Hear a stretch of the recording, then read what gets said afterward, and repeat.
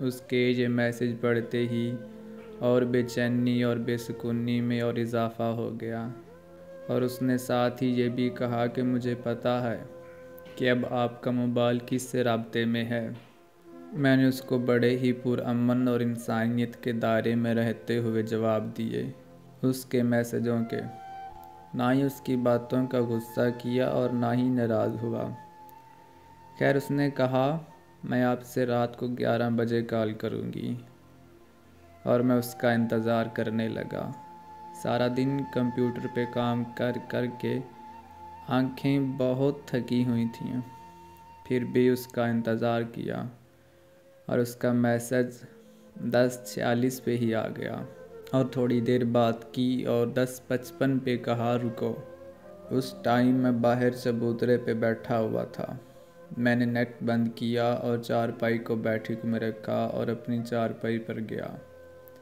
اتنے میں 11:05 کا وقت ہو گیا تھا، اور میں نیٹ آن کیا کہ شاید اس نے کوئی ڈھیر سارے میسج ابھی تک کر دیے ہوں گے، لیکن اس کا بس ایک ہی میرے میسج کا جواب آیا تھا۔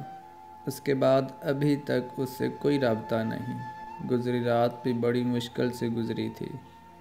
اس کی بڑی یاد۔ اب تو بس اس کو یاد کر کے رونے کے سوا کچھ نہیں ملتا۔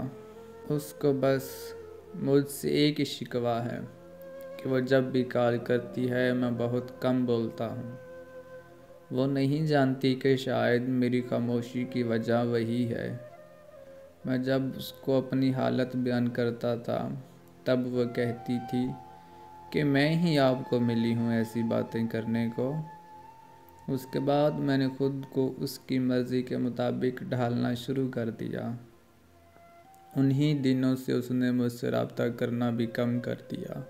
اب جب بالکل ہی چپ ہو گیا ہوں تو اب اس کو گلہ ہے کہ میں بولتا ہی نہیں ہوں۔ میں اب اس لیے نہیں بولتا کہ اب اس سے ڈر لگتا ہے کہ کب کس بات سے خفا ہو کر بات ختم کر دے۔ اس کو اب میں نے کبھی منتیں نہیں کی، اس کے سامنے کبھی رویا نہیں کہ وہ یہ نہ سمجھے کہ یہ اب میری مجبوری کا فائدہ اٹھا رہا ہے اور مجھ پہ رحم کھا کر مجھ سے بات کرے، بلکہ میں چاہتا ہوں کہ وہ اپنی خوشی سے میرے ساتھ بات کرے۔ جو رات گزر گئی ہے اس رات کو کافی دیر تک اس کو یاد کر کے روتا رہا، اور طلب تھی کہ کاش وہ ابھی بات کر لے، لیکن کہاں اتنا وقت اچھا میرے مقدر میں۔